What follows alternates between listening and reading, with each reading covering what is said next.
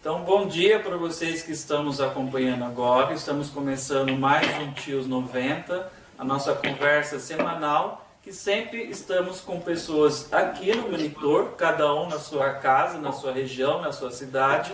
E hoje nós temos Juliana. Bom dia, Juliana. Bom dia, Gran. Juliana, que está em Campinas, lembrei. Nós temos a Camila Nunes. Bom dia, Camila. Bom dia. Camila está em Guarulhos. Guarulhos. Ótimo. E nós temos hoje o Rogério. Rogério, que não está no ABC, está em São Paulo. São Paulo, isso. Bom dia a todas. Bom dia. E hoje nós trazemos uma pessoa convidada para conversar aqui com a gente. E essa pessoa, eu já vou falar logo, porque todo mundo sempre fala, mas o Gran Rio ele tem 30 anos na língua de sinais. Tem uma pessoa que tem mais tempo do que eu. E essa pessoa existe. E a nossa convidada de hoje é a Kátia Fiorante. Bom dia, Kátia. Bom dia a todos. Obrigada pelo convite. Fiquei super honrada. Nós é que agradecemos a sua presença aqui. Todo mundo sabe que é difícil, porque as pessoas têm várias atividades para fazer, então nem sempre é possível dar uma pausa no trabalho e comparecer aqui na nossa conversa. Então já te agradecemos por isso, sabendo que não é fácil. E para as pessoas que ainda não te conhecem, a Kátia, ela tem formação em pedagogia, fez pós em tradução e interpretação. E antes de mais nada, Kátia, de começar a nossa conversa, eu tenho uma pergunta. E essa pergunta acho que vai ajudar muita gente. Eu vou te falar qual que é. Quando a gente abre editais e concursos públicos, né, tem lá, né, as graduações, o que as pessoas têm estudado para poder ingressar. Então a gente vê títulos como pessoas que fizeram magistério. Né? Magistério existe hoje em dia? Acho que não, né? Acho que não mais. Acho que foi substituído pela pedagogia mesmo. Isso, então magistério é quando a pessoa tinha mais ou menos no ensino médio um técnico em pedagogia, vou colocar assim, que ela já saía de lá habilitada para ensino, é o antigo magistério. E também nesses editais de concurso, a gente vê lá assim, EDAC. E as pessoas se perguntam, o que é EDAC? E Kátia estudou EDAC, então minha primeira pergunta é justamente essa, Kátia. Explica para as pessoas o que é o tão falado EDAC. Então, na minha época, não tinha pós de formação para pessoas que queriam trabalhar com surdos, né? Então tinha o EDAC, o famoso EDAC. Então a gente faz 3 anos, estuda pedagogia, e no último ano você escolhia uma habilitação, né? Então tinha o EDAC, que é a Educação para o Deficiente da Audiocomunicação. Tinha a outra habilitação, que era para trabalho com pessoas com deficiência visual, com deficiência intelectual, e, se eu não me engano, tinha também terapia ocupacional. Né? E na época, como não tinha assim um outro tipo de formação, eu era desesperada em fazer o EDAC, eu não conseguia por condições financeiras, até que eu fui contratada pela FMU para ser intérprete de Libras, e eu negociei com eles, né? Então eu interpretava no período da manhã e eles me deram uma bolsa, e aí eu consegui cursar o EDAC na FMU, que eu acho que ainda se chama FMU, né? Porque agora as faculdades estão todas junta com uma, junta com outra. E aí foi isso. E aí eu consegui fazer o EDAC, e a minha turma foi a turma que eu cursei foi a última turma que teve o EDAC. Porque depois o EDAC agora virou pós, né, com especialização em Libras. Que eu não sei como que funciona, mas hoje eu já sei que não existe mais o EDAC. Hoje você faz pedagogia, 3 anos e acabou. E aí depois, se você quer se especializar em alguma outra coisa, você escolhe, né? Aí você vai fazer uma pós em Libras. Então, mesmo não existindo mais o curso de EDAC, sempre quando a gente olha um edital, tá lá né? As pessoas Igual ao ainda magistério, podem participar, exatamente, igual ao magistério. E eu conheço várias professoras que dão aula para surdos, até em escola bilíngue, que fez o EDAC, cursou, né, também. Então, era o que tinha na época, não é mesmo? Isso, exatamente. Inclusive, isso que você falou é verdade. Assim, a grande maioria das professoras que estão nas escolas bilíngues, elas estão lá há muitos anos, né? Então, eu não sei por que eles ainda continuam seguindo dessa forma. Não sei se é porque muita gente tem essa formação e aí eles acabam indo por essa linha, né? É isso, é a mesma coisa o ProLibras, né? O ProLibras hoje a gente não tem mais, mas se exige o ProLibras, né? Ou seja, quem não tem o ProLibras não pode concorrer. Exatamente. Né? Então, engraçado. Essa era a minha primeira dúvida, que eu acho que muita gente também não conhecia, porque a nossa conversa é sempre assim, Kátia. A gente pega um pouquinho de atualidades e faz uma comparação com o que tinha lá atrás, né? Por isso, tinha os 90. A gente pega a época de 90, pega a época de hoje e tenta fazer uma conversa para mostrar para as pessoas que estão agora trabalhando como intérpretes de Libras como era. Porque tem pouco registro falando de como era a nossa atuação lá atrás. Então a gente traz algumas pessoas como você para a gente falar sobre isso. Fala o que EDAC é uma sigla, né? Qual o nome dessa sigla também? É porque teve um dia a gente estava tentando lembrar o que era a sigla EDAC. Educação do Deficiente da Audiocomunicação. O nome que hoje estaria totalmente incorreto, vamos colocar assim, não é? Exato. Exato. Apesar de quando eu ter cursado e da minha turma ser a última, hoje eu consigo analisar, né, que esse curso, por exemplo, a gente tinha aula de psicologia, só que eu tive aula de psicologia no EDAC e eles falavam muito mais do deficiente intelectual do que do surdo. Era muito estranho. Eu lembro até que a minha sala, a gente fez tipo uma revolução, assim, dizendo, pô, eu estou num curso para falar da pessoa surda e eu estou aprendendo sobre deficiência intelectual.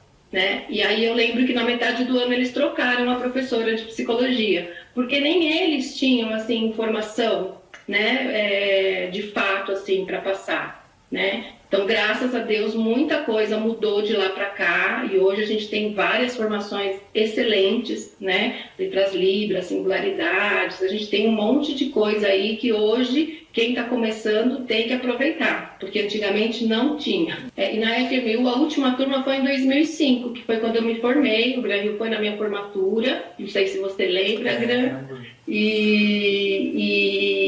E aí foi a última turma. Aí eu lembro que tinha na PUC também, só que na PUC era impossível, né? De eu entrar. Então, aí como eu consegui na FMU, deu certo de fazer lá. Kátia, são quantos anos de língua de sinais? Então, eu conheci o primeiro surdo em 88, e já no ano de 88 eu comecei a aprender Libras, né? Então, em 88, até no mês de dezembro, eu já me comunicava com o surdo, porque também não tinha curso de Libras, né? Eu lembro que tinha o curso de Libras do Paulo Favalli, que eu também não conseguia participar pelo valor, que era caríssimo na época, e aí eu comecei a aprender com os surdos mesmo. A minha escola foi a comunidade surda, né?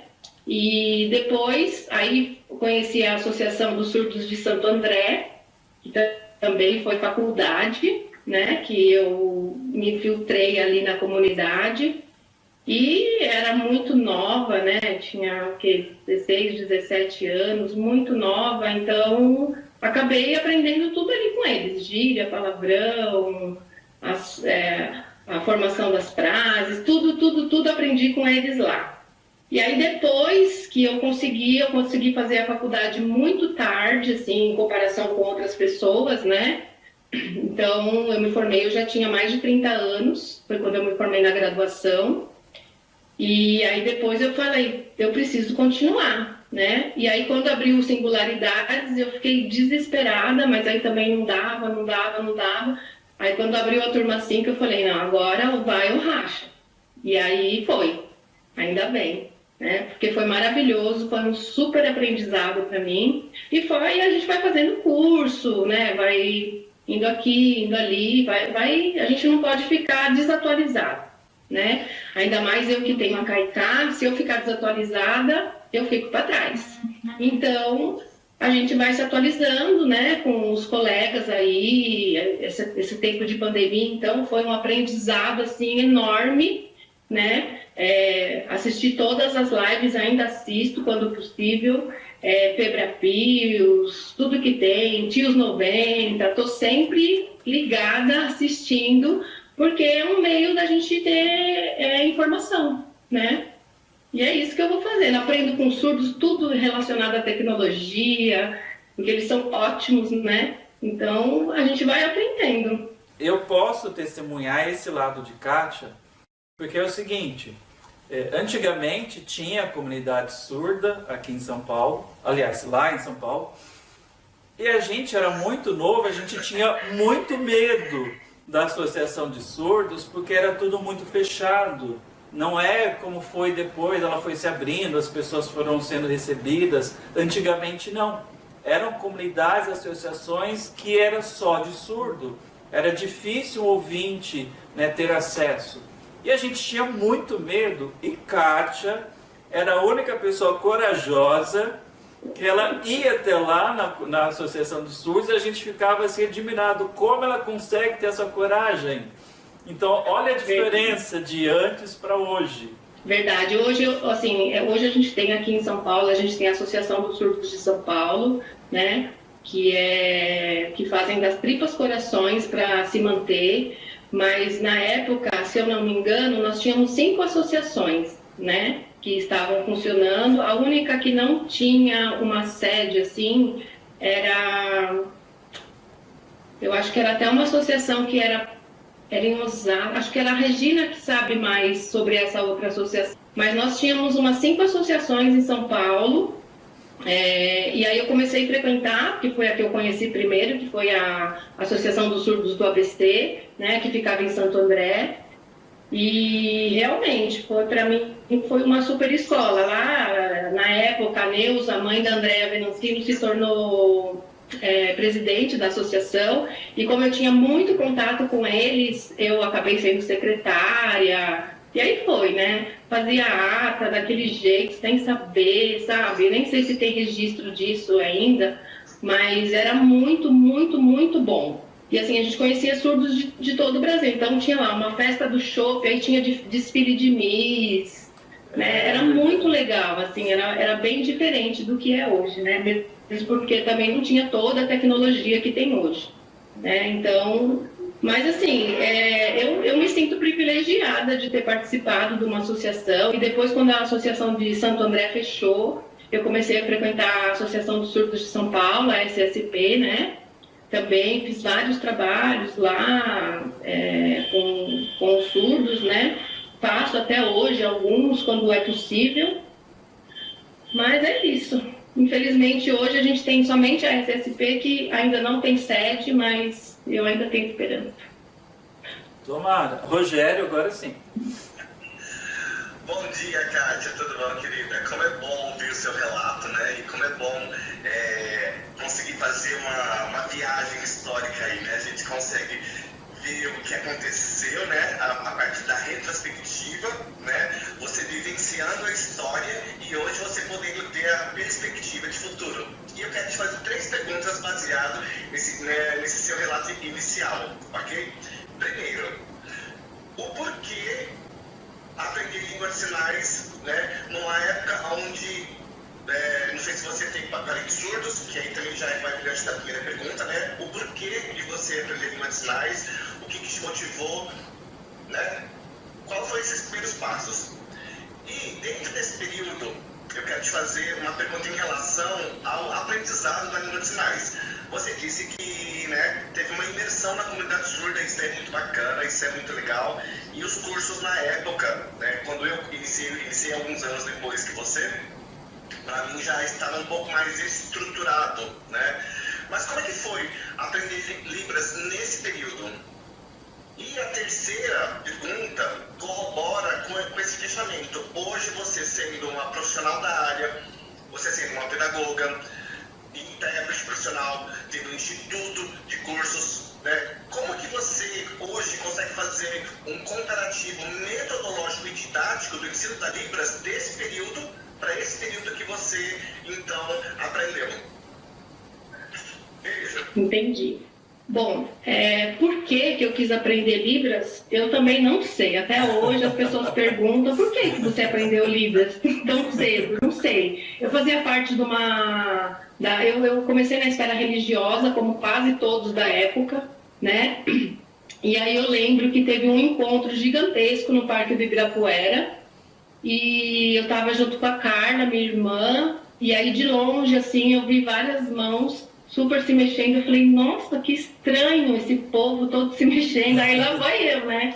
Aí fui lá e encontrei um surdo. Eu falei, o que está acontecendo? O que é isso? Aí ele fez assim para mim. Aí eu falei, gente, o que é isso?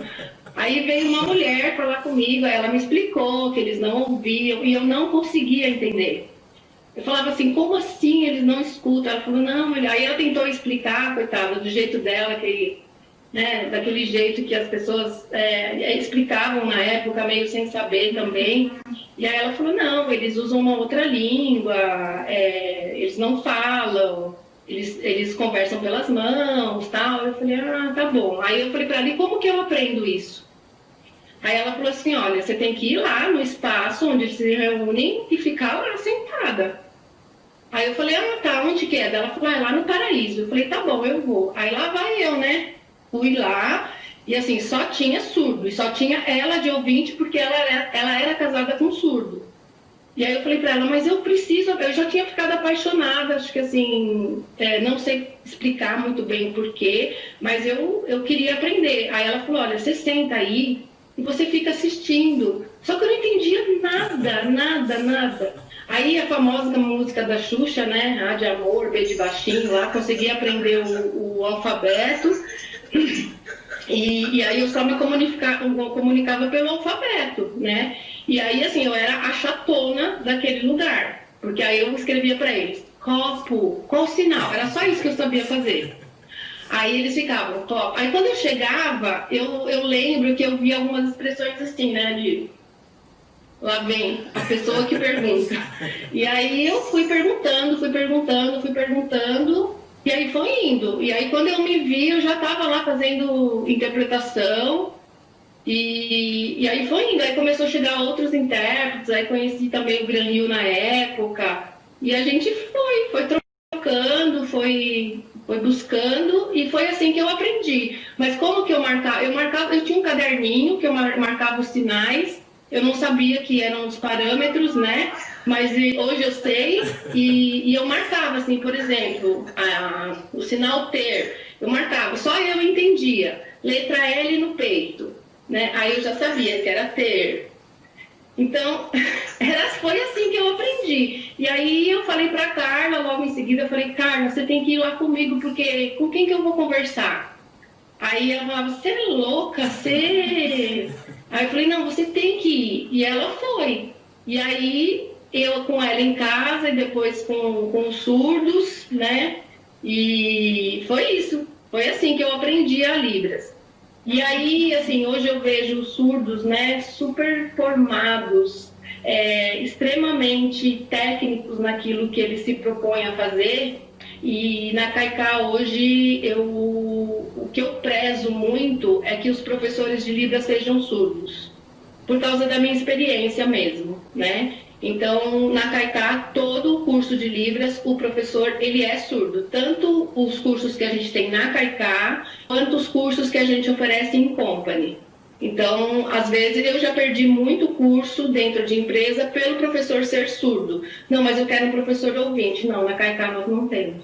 Nossos professores são surdos. Né? Nós temos duas professoras formadas pelo Letras Libras e 3 professores que já fizeram o curso de capacitação para instrutores. Uma vai começar o Letras Libras esse ano, se tiver, né, devido à pandemia. Mas eu falo para eles, vocês têm que buscar uma formação. Se vocês querem ser chamados de professores, vocês têm que buscar essa formação. E aí, assim, a gente, eles têm as próprias metodologias, é claro que tem uma supervisão, né? E na CAICA é isso, assim, eles têm que aprender com surdos. E aí, se a pessoa, assim, claro, existe desistência, porque a pessoa tem medo, né? Aí a gente aprendeu, assim, foi aprendendo com o tempo, que nas primeiras aulas, eu e a Carla, a gente tem que dar uma palavrinha com o pessoal, falar que eles não vão morder, que eles não são ETs, que eles são formados, toda essa coisa, né? Para acalmar, assim, as pessoas. E para que as primeiras aulas a gente acompanha também, para que eles possam ficar mais tranquilos, e depois a gente fala, olha, daqui para frente, você já aprendeu o alfabeto?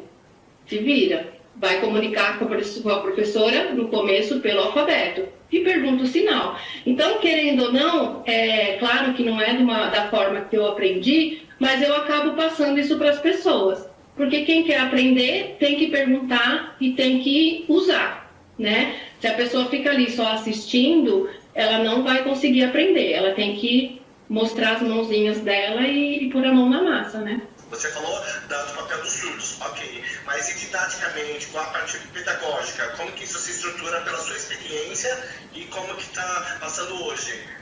Qual é essa narração que você acha hoje? Eu acredito que foi a formação dos surdos também, né? A divulgação da língua, a visibilidade que a língua tomou durante todos esses anos, né? Mas eu acredito que o principal foi a formação dos professores, porque, por exemplo, o ouvinte até hoje quer saber por que o sinal mulher é mulher, né? Por que não sei o quê? Por que tem essa gíria? Por quê? E assim, naquela época a gente teve que descobrir tudo por contexto, né? Hoje também, como fala muito de contexto, mas assim, naquela época era tudo pelo contexto, era muito achismo, né? E hoje não, hoje o surdo ele sabe explicar, né? É claro que ele não vai saber por que o sinal de por quê, porque a gente também não sabe por que a palavra em língua portuguesa é por quê, né? Às vezes não tem uma explicação, mas ele sabe dar uma resposta que contenta a pessoa que está perguntando.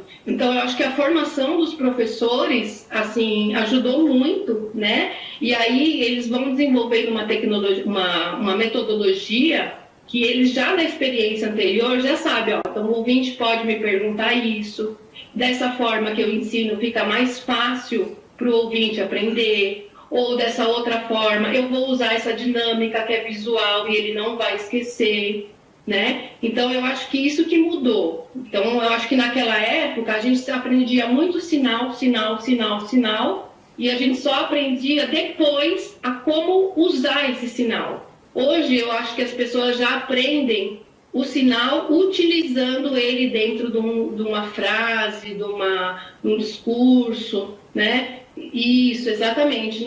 Já tem uma conversação, não é só o sinal, né? Eu brinco muito com a Carla, porque a gente também na CAICA tem o curso de língua portuguesa para surdos. Então, quando eles aprendem uma coisa nova, eles usam, às vezes de forma errada, mas eles super usam a palavra. E era exatamente isso que a gente fazia com os sinais na época. A gente aprendia um sinal novo, só usava aquele sinal. E às vezes usava errado, né? E depois o surdo falava assim, não combina. Aí eu falava, mas por que não combina? Ele falava, não combina, que ponto final. Né? Então hoje não, hoje se eu falo assim, mas não combina por quê? Hoje eles sabem me explicar por que não combina. Né? Então eu acho que isso mudou, esse avanço assim, do conhecimento, eu acho que mudou bastante. E ajudou muitas pessoas, né? Inclusive nós, intérpretes. E também a parte do sofrimento mudou. Porque antes a gente sofria para aprender essa língua, não era fácil, justamente por isso. Não tinha uma metodologia de ensino. Então a gente apanhava. Agora tudo é muito mais fácil, ninguém apanha, nenhum surdo fala é assim porque é assim. Então o sofrimento está lá no passado. Exatamente, eu acho que hoje está muito mais fácil de aprender língua de sinais, mesmo porque tem língua de sinais online, tem plataforma, tem o avatar, tem tudo. O que a pessoa quiser escolher, ela escolhe, só não aprende quem não quer. Exatamente. Agora sim, Camila. Primeiro é uma honra estar aqui, poder todos vocês, nunca vou cansar de dizer isso. Quando eu comecei lá atrás, embora ainda não tivesse essa coisa da tecnologia, eu já ouvia os nomes de vocês. As pessoas já falavam, intérprete X, Y, assim, eu já conhecia vocês. Então, hoje estar aqui é falar, nossa, era aquela coisa de antigamente, falar, um dia eu quero estar ali com aquelas pessoas, sabe assim? Então, tem uma emoção, assim, tipo assim, a mão da suada frio. Sempre isso, eu sou muito boba nisso, assim, mas eu tenho isso. Eu tenho essa coisa, muito sentimento de gratidão por todo e qualquer percurso histórico, sabe assim? E aí, Kátia, a primeira vez que eu te vi foi em ação. Se não foi em 2005, foi em 2006, numa passeata que teve na Avenida Paulista, o encontro de todo mundo foi no MASP, em prol do não fechamento das escolas de surdos. Na época não tinha denominação ainda das escolas bilíngues. E se foi em 2005 mesmo, foi o ano que eu ingressei na educação dos surdos como professora. E aí já teve todo aquele movimento, então a gente precisa estar ali, precisa estar junto, as famílias aqui em Guarulhos, né, na época que eu dava aula, as famílias muito engajadas, era um dia de semana à tarde e ficou resolvido que todos íamos, né. E aí eu me lembro muito de estar aqui, assim, andando um pouco mais à frente, e ali tinha os surdos que sinalizavam, e você estava com o megafone, microfone, sei lá com que você estava, e você estava ali, né, fazendo interpretação, fazendo a voz e tudo mais. E eu lembro assim, na minha lembrança, era muito assim, tipo, é uma coisa de você, né, fazendo a interpretação, fazendo a voz, uma coisa muito forte. Era o Cristiano Koyama, que estava ali sinalizando, falando, né, literalmente, e você fazendo a voz dele numa perfeição, assim, e aí aquilo, essa cena é muito viva para mim até hoje, assim, uma admiração muito forte nesse sentido, né? E aí, assim, naquele momento, eu que já vim de uma formação, pensando de pós-graduação, vocês falaram lá, a gente estava nessa conversa falando do EDAC e tudo mais, né? O EDAC terminou com o advento da nova LDB de 1996, que teve o prazo de 10 anos para adequação, terminava em 2006. Então, até 2006, as turmas estavam terminando suas formações em EDAC e já não haveria mais, e depois seria tudo pós-graduação. Eu já venho dessa nova leva da LDB, que já era lato sensu, né? Já era pós-graduação. Mas mesmo assim, ainda minha formação era Educação Especial da Deficiência Auditiva, né? Era bem esse termo ainda, mas ainda assim a gente sempre pensava numa perspectiva bilíngue. Então, tudo que veio antes era história.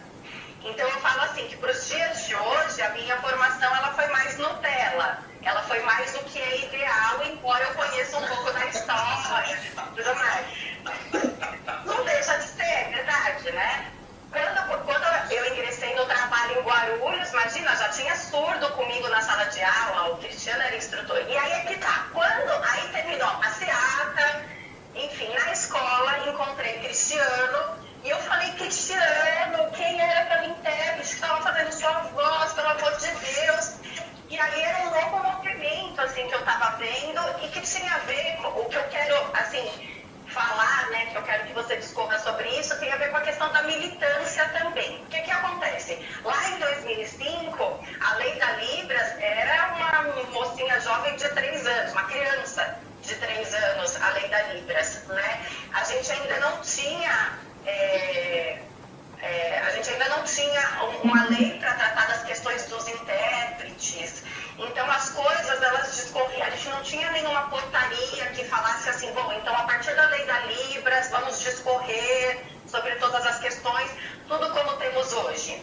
Mas já existia a militância, né? Porque você vem lá, você é de os 80, né? Como você disse, começou a aprender em 88 e aí a partir dali já foi se constituindo dentro da comunidade surda, né? E aí, assim, o que eu quero saber é em relação a essa militância, a gente ouve muito falar assim, essa coisa do papel do intérprete quando envolve questões mais subjetivas da comunidade surda, e aí o que é voluntário, o que não é voluntário, o que eu milito ganhando, mas o que eu milito também não ganhando. Então o que eu queria saber de você era isso, né?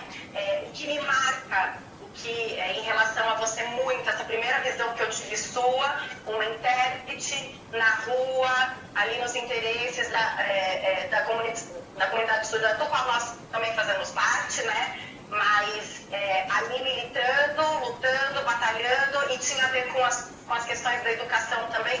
Eu queria saber de você isso, como que você percebe que essas coisas, assim como o Rogério falou sobre as questões da educação, do ensino, né? Eu queria saber como você percebe essa questão do intérprete profissional e visto profissionalmente hoje, né? Hoje você consegue assinar uma carteira de intérprete de Libras, naquela época não sei nem como fazer, então eu queria que você falasse justamente sobre essas questões do trabalho e da militância, como você percebe que isso foi mudando e evoluindo ao longo de todos esses anos. São muitos, né? Muitos anos. Então, quando eu ingressei na Associação de Surdos de Santo André, realmente eu não tinha essa consciência, assim, de militar, do que faltava, o que precisava, né? Qual que era o meu papel ali. Então, dentro da associação, como eu era a única ouvinte, digamos assim, né, que frequentava ali, é claro que tinha a Andréia, a Adriana. A Adriana, ela também frequentava, mas quem mais ia junto com a Neuza era a Andréia. Só que a Andréia era pequena, né? Então, a gente não tinha, assim, esse negócio dessa consciência, né? Do que é uma militância, o que precisa. E aí depois, com o tempo, conforme você vai fazendo, você fala assim, poxa, aqui é um lugar que precisa ter, e não tem, sabe? E aí, assim, você vai se sobrecarregando. De verdade, naquela época era não sei, a Juliana, ela fazia parte da FENES, né? E aí, assim, depois, quando eu conheci a FENES, que aí eu falei, putz, existe sim uma turma que está aí lutando, né? E como eu sentia a necessidade de ter intérprete em vários espaços, porque a gente ficava sobrecarregado naquela época. Era tudo assim, você vai junto no médico, você vai resolver isso, brigas familiares, tudo era assim, o intérprete, né? E aí eu falei, não é possível que não existe. E aí quando eu conheci a FENES, eu falei assim, existe um lugar, né? E aí eu comecei também a buscar, assim, a falar o que eu posso fazer dentro da associação para militar, né? Porque assim, o surdo, ele tem essa militância, ele tem essa luta, né? Mas ele não tem, digamos assim, a voz que a sociedade espera, né? A voz de verdade ele não tem, né? E aí a gente faz esse meio de campo aí, né? Ele fala e a gente fala, né? E aí foi aí que eu comecei a perceber, né? E depois, assim, também que eu me formei, eu acabei conhecendo o Paulo Vieira. O Paulo Vieira, super político, né? E eu não entendia nada, absolutamente nada de política.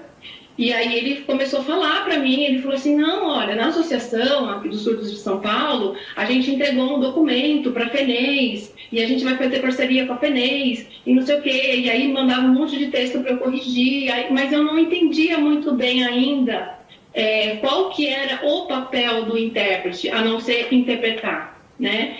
E aí, conforme eu fui entendendo mais e conversando com outras pessoas, e aí já começaram a aparecer os professores surdos, e aí eu falei assim, não, eu comecei a conhecer as escolas, né? Porque o surdo sempre pergunta assim, você estudou aonde? No Neuza Baceto, no Santa Terezinha, na Derdic, na escola da prefeitura, não sei aonde. E aí eu falava, mas você é o único surdo da sala? Sou, e como você faz? Eu fico lá. Aí, assim, começou a ter aquele negócio de falar, não é possível isso, gente. Não tá certo, né? E eu acho que foi aí que eu comecei a me engajar dentro da comunidade como uma militante também, né? Porque eu não me conformava, até hoje não me conformo com várias coisas, mas foi assim que começou. E aí, toda vez que tinha uma oportunidade que, assim, olha, cara, precisa que você vai lá, você ajuda, você faz a interpretação. E assim, não era uma questão só de vou fazer voluntário, não, era precisão mesmo, né? Era precisão de estar naquela luta para que eles pudessem realmente ser ouvidos com ouvido de verdade e pudesse expor, assim, o que eles queriam, o que eles precisavam. Eu lembro muito bem dessa passeata, se eu não me engano foi em 2006 mesmo que ela aconteceu, e se eu não me engano, eu lembro de uma passeata que eu fui que o Joel estava, para quem conhece, né? O Joel estava e a gente acabou super se dividindo lá, e uma hora ele fazia, outra hora eu fazia. A gente também não sabia muito bem o que era apoio naquela época, né? E aí, quando, assim, eu só passava para ele quando eu cansava, não tinha mais voz, e ele passava para mim também quando eu estava cansado. E aí depois a gente acabou, quando acabou a passeata, assim, era entrevista com fulano, pergunta para ciclano, e a gente foi se dividindo ali naquele espaço, né, para poder atender. Tinham outros intérpretes também, se eu não me engano, que estavam lá e acabaram também fazendo todo esse papel. Então, assim, eu acho que os surdos também, com o tempo, eles foram tomando consciência dos direitos que eles tinham, né, que eles têm, dos direitos que eles têm, e começaram a cobrar por isso, né? E aí essas instituições como o FENEIS e outras, né, que a gente tem por aí, são super importantes, que passa a ser uma representatividade, né, do que o surdo precisa, do que a sociedade não oferece, né, dos direitos que são tirados deles. Então, eu acho que foi mais por aí mesmo, foi por, sabe quando a onda vai, você vai, mas aí só depois que você fala assim, putz, realmente, eu tenho um papel importante, porque eu faço parte dessa luta, né? E até hoje, assim, quando tem alguma coisa que eu posso fazer, que está dentro das minhas condições, eu acabo fazendo, né? É claro que hoje o trabalho voluntário tem toda uma polêmica, né? Mas, assim, eu tenho muito claro na minha cabeça, assim, eu faço trabalho voluntário, assim, eu continuo fazendo alguns trabalhos voluntários e eu faço para quem precisa, né?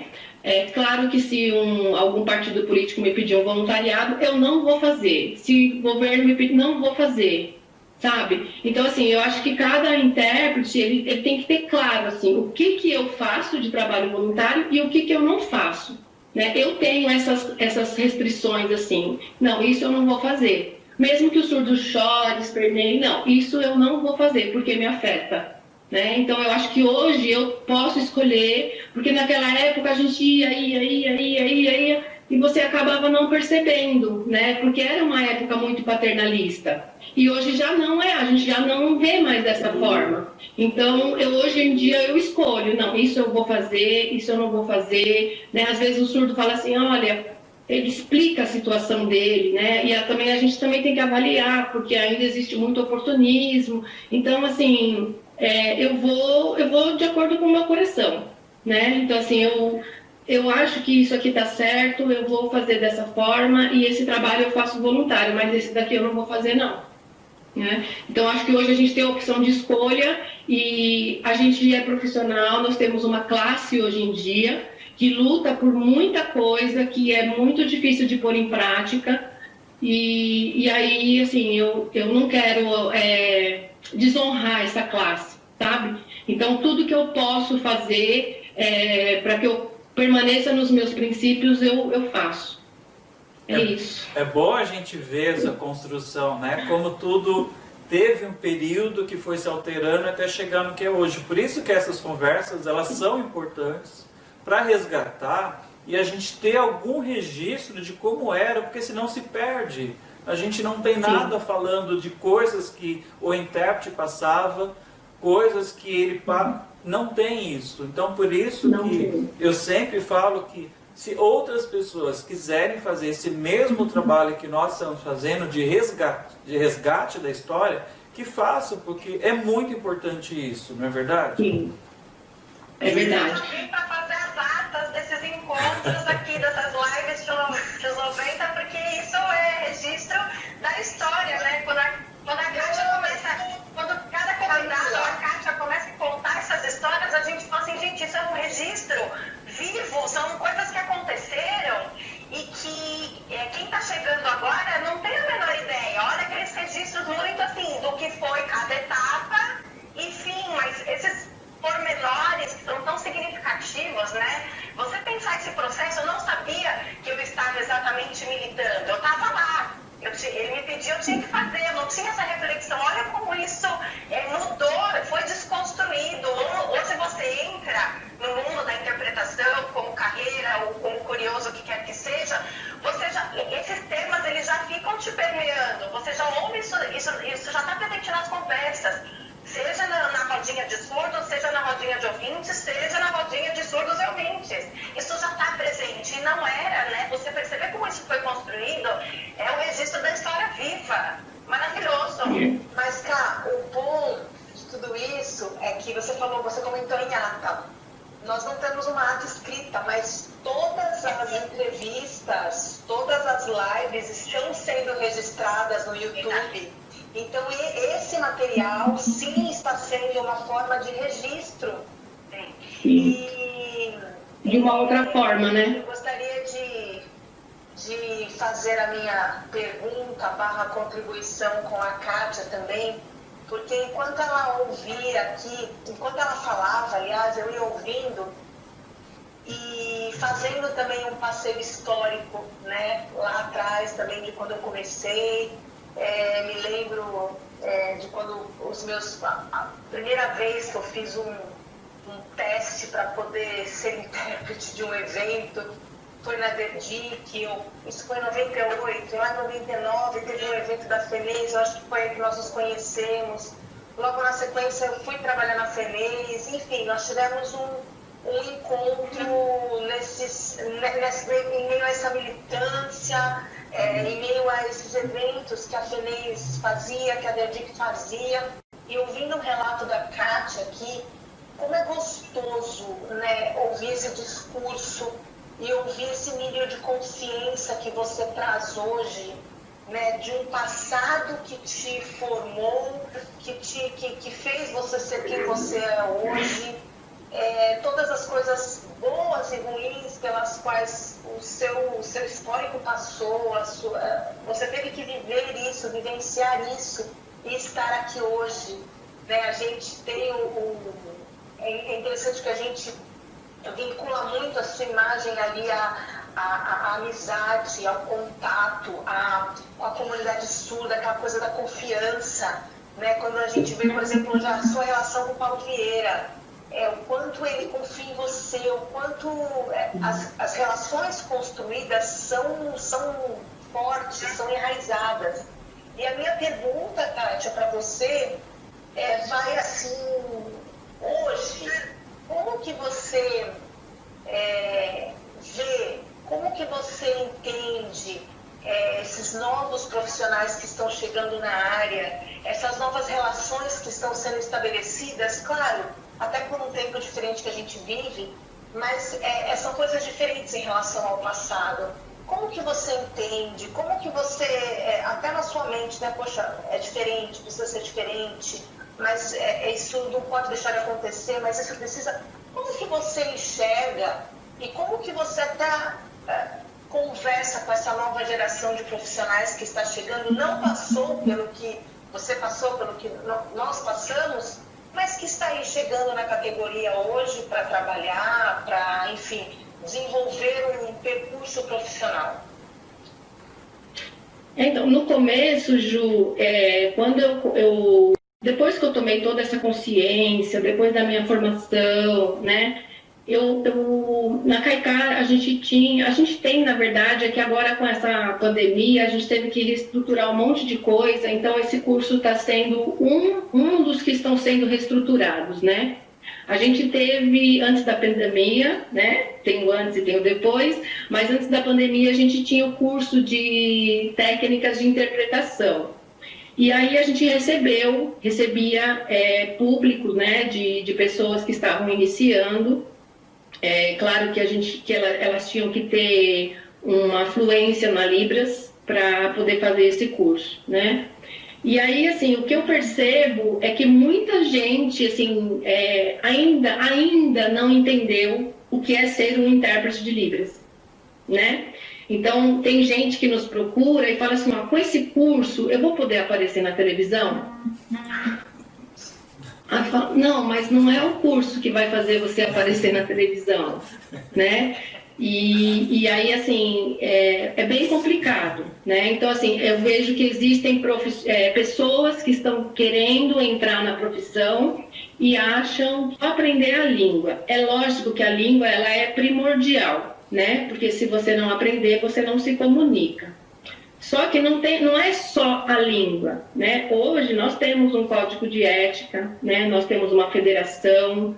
Então, eu acho que o intérprete de Libras, ele tem que fazer parte de tudo isso. Se ele não fizer parte em ação, ele tem que conhecer, né, tudo isso que nós temos hoje. E como a Juliana falou, o negócio da confiança, eu acho que isso é muito importante, assim, que você tenha esse laço com os surdos, né? Esse laço no sentido de amizade mesmo e de mostrar para ele a sua competência, sabe? Hoje o surdo também mudou, não é como antigamente. Ó, você sabe Libras? Então vem aqui interpretar para mim. Hoje não é mais assim, né? Hoje o surdo fala assim, não, eu quero você, mas você eu não quero.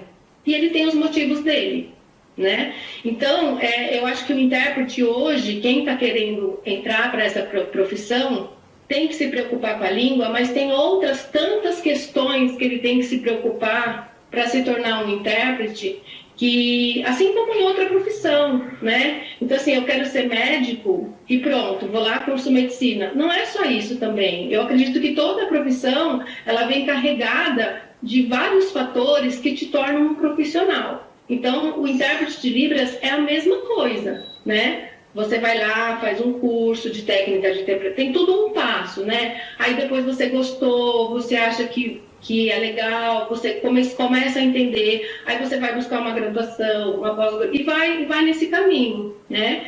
E aí você vai amadurecendo, vai entendendo quais são esses fatores, se você vai dar conta desses fatores, né? Porque não é assim, beleza, claro que eu tenho ética, lógico que eu tenho ética, né? Mas ética envolve tanta coisa, assim, pessoal mesmo, né? O que é ética, né? O que faz você ter a ética, né? Colocar ela em prática?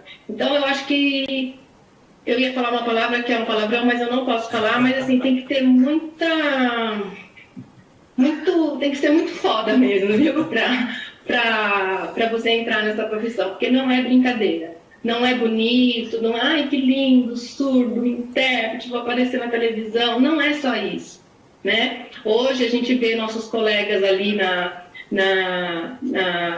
no meio, na esfera, no midiático, né? Eu imagino o tanto que eles sofrem, assim, sofrem no sentido da responsabilidade que eles têm de estar ali, pondo a cara para bater e ter que passar aquela informação para uma pessoa que necessita daquela informação. Então não é fácil, sabe? Você tá ali só lá na televisão, ou lá, sei lá, interpretando propaganda eleitoral, seja lá o que for, né? O que você esteja fazendo, ou numa escola, né? Que você tá ali sozinho, sem ninguém te ver, mas você tá ali com aquela responsabilidade de dar o seu melhor, né? De poder fazer com quem está te vendo, te assistindo, ou, sei lá, num curso que seja, do surdo falar assim, não, puxa, eu entendi perfeitamente isso e agora eu vou fazer, né? Então, eu acho que é isso. Eu acho que eu vejo hoje muita gente ainda perdida, né? Porque acha bonito, porque, sei lá, por quê, e aí eu falo isso, né? E nesse curso que a gente tem de técnicas de interpretação, a gente fala muito sobre isso, né? Que não é assim você chegar lá e só interpretar, né? Você tem que chegar lá, você tem que conversar com o surdo, né? Você tem que passar para ele que você sabe aquilo que você está fazendo, para que ele também se sinta à vontade de falar o que ele quiser falar, porque ele sabe que você vai interpretar. Né? Eu já vi muitos surdos falarem assim, eu não falei aquilo ali porque eu sabia que a intérprete não ia querer falar. Isso não pode acontecer, né? Então, O que ele está fazendo ali? Para que ele foi ali? Para que ele está nessa profissão? Né? Então é isso, eu acho que além de ser só um intérprete que você vai lá e interpreta, tem outros fatores que você também carrega nessa profissão e que são importantíssimos, tanto para você como profissional, quanto para a comunidade surda que recebe o seu serviço. Verdade. Você está falando isso e veio muito forte para mim, assim, você falou a questão da formação, a pessoa vai querer aprender a Libras, e aí ela já se preocupa onde ela vai atuar naquilo, né? Como, por exemplo, você deu, né? Já vou aparecer na televisão e tudo mais. Enquanto que a gente sabe que a língua é apenas um aspecto, apenas não, né? Ele é um aspectão, mas assim, ele é um dos aspectos da cultura surda. Então não é simplesmente, e aí isso é muito forte, porque isso é uma coisa, eu queria que você me passasse a sua percepção. Porém, uma coisa assim que eu vejo ao longo desses anos que eu estou na comunidade surda, que uma coisa que não muda, ou se mudou foi pouco, e aí essa visão sua que eu quero, é em relação à importância que os surdos dão àquele ouvinte que ingressa na comunidade e o quanto ele se importa com as questões culturais. Eu queria que você falasse um pouquinho disso. Exatamente, Camila. Eu acho que assim, o intérprete de Libras, que ele está nessa profissão, e ele só interpreta, e ele não participa da comunidade surda, eu acho que ele se torna menos confiável para o surdo. Eu acho. Porque o surdo ele é visual em tudo. Então ele olha, ele vê as ações que você toma, as atitudes que você tem na comunidade. Isso tudo faz parte. É um desses aspectos que eu falei. Não, eu quero interpretar, mas eu não quero conviver com o surdo. Assim, eu acho estranho essa posição. Né? Então, eu acho que você fazer parte da cultura, da comunidade surda, além de você aprender todo dia, né? Você aprende, você fala, e não aprende só sinal, não aprende só, essa frase está certa, o sinal combinou. Você não aprende só isso, você aprende com outro ser humano, né? Porque além dele ser só surdo, né? Ele também é um ser humano.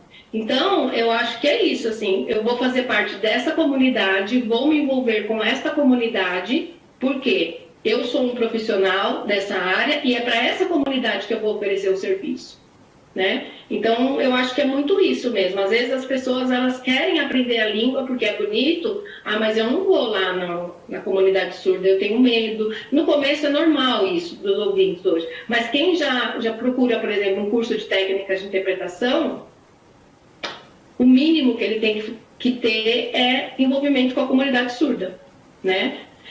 Claro, assim, não são todos os intérpretes, né, que querem militar, que querem lutar por isso, que defendem, que sabem responder alguma coisa, mas assim, ele tem que conviver. E eu acho que isso acaba sendo natural. Quando você convive, querendo ou não, você acaba militando, né? Porque como é que você vai fazer parte de um grupo que tem os direitos tomados e você vai ficar quieto? Eu não consigo imaginar, né, um profissional porque assim, a comunidade surda ela faz parte da sua profissão, não tem como dissociar uma coisa da outra, né? Essa conversa ela está muito boa, mas a gente tem um impedimento que o Instagram ele só permite 1 hora de live. Por isso que passou muito rápido. Por isso que a gente propõe uma segunda parte.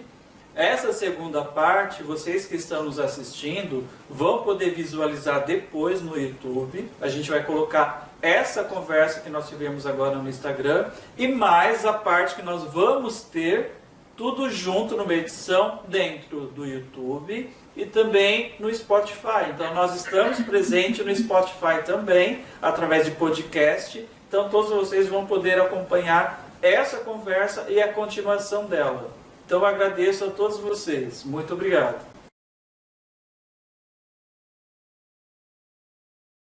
Obrigada por estar aqui conosco novamente.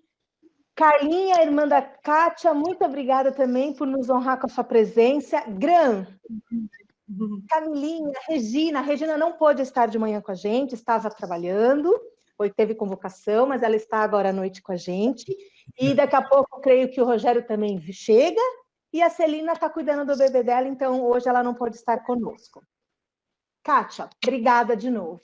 Imagina, eu que agradeço. Adorei participar de manhã. Foi um bate-papo super gostoso e foi super rápido, porque, tipo, eu nem me liguei no horário, eu estava falando, e eu não lembro mais o que eu estava falando, na verdade. Mas eu sei que o Granil falou que estava faltando pouco tempo e tal, e eu já estava me preparando para me despedir, né? Para agradecer vocês pelo convite. E foi super descontraído, assim. É pena que quando a gente está falando no Instagram, eu, pelo menos, não consegui ver nenhum comentário. Eu vi que tinha comentário, mas eu não consegui ler, né? Mas eu quero agradecer também todo mundo que assistiu de manhã, que foi muito gostoso o bate-papo. Eu gostei bastante. Bacana. E foi legal que a gente não tem roteiro, Foi. né? A conversa que O nosso por si roteiro é não ter roteiro. O nosso combinado é não ter roteiro para justamente deixar a coisa ser bastante informal. Sim, né?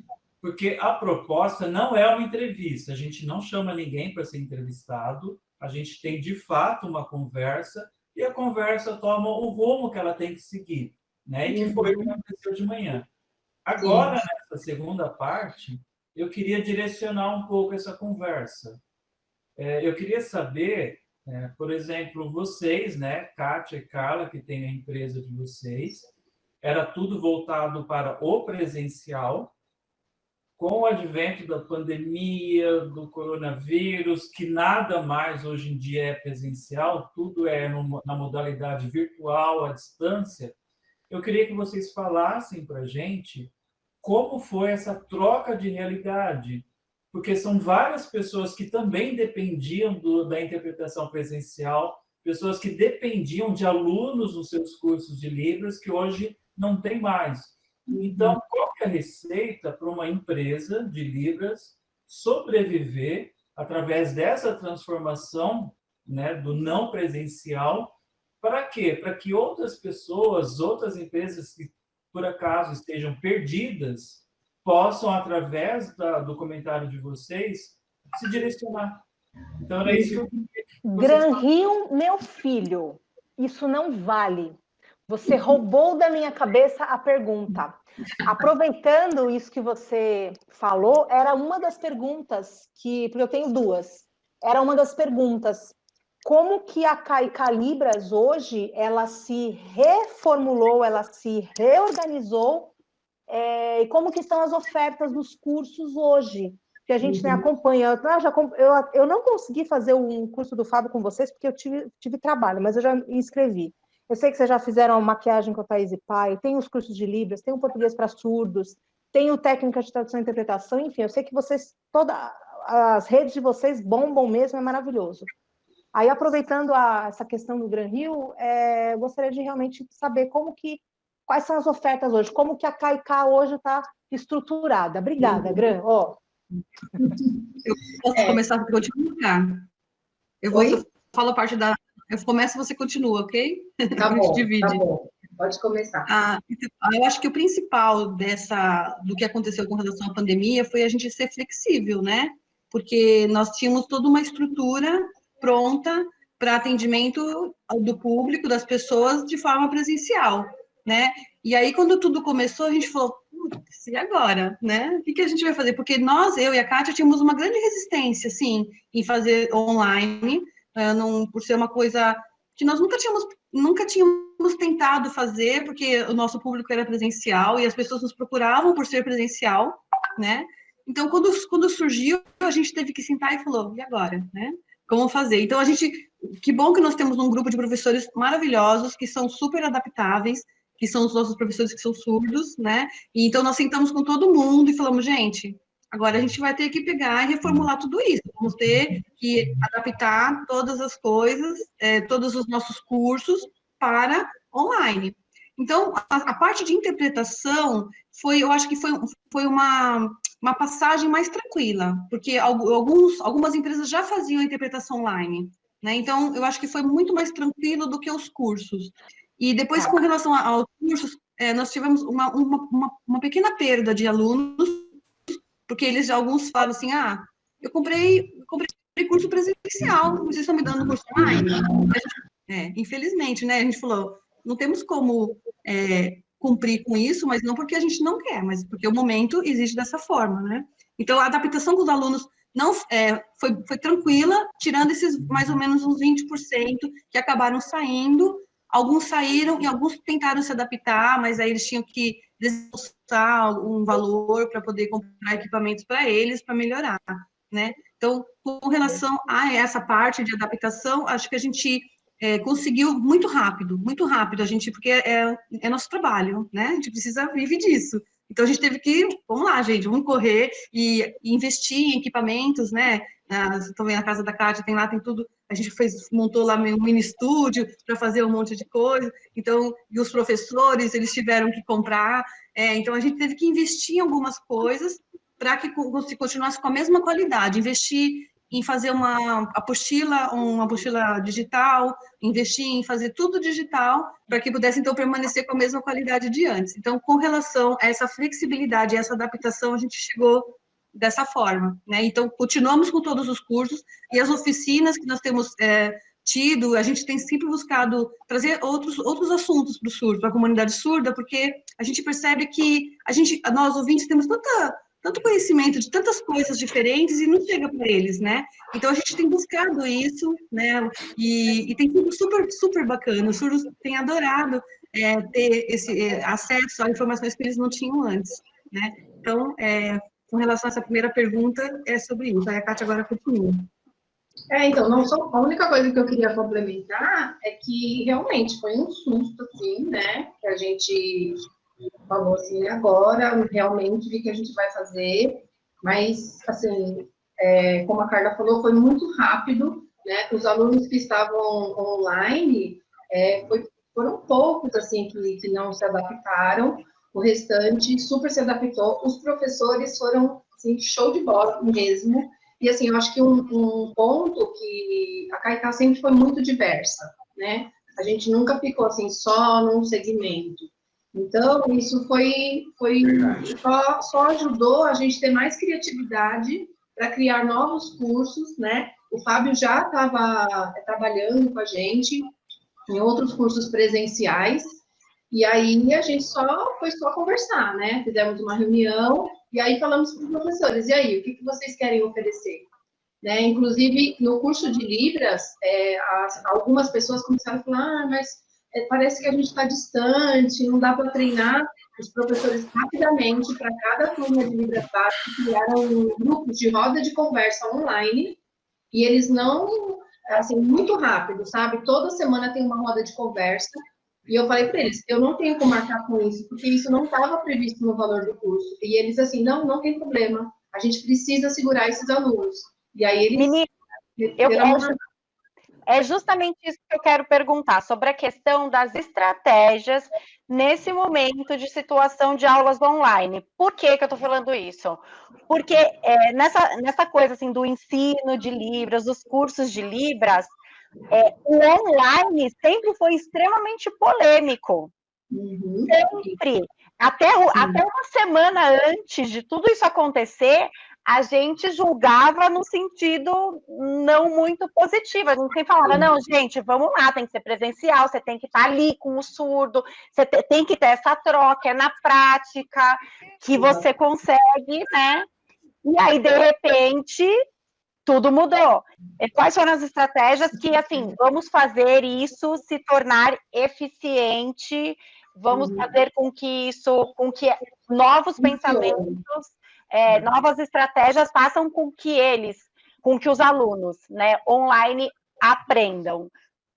Só uma coisa, Camila, realmente, inclusive, como a Carla falou, nós sempre fomos muito resistentes no curso online, mas não com o curso online como a gente está oferecendo agora.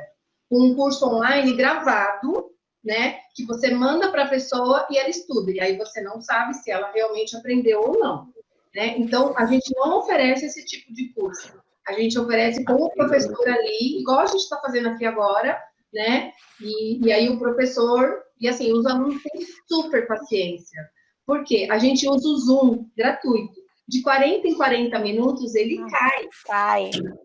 E aí, os professores criam um novo link e todos os alunos voltam. É uma honra estar aqui com vocês, é um super prazer estar ouvindo as experiências de vocês, né? Então, alguns de nós, né, que colocou os pés no barro do dilúvio, né, da Libras.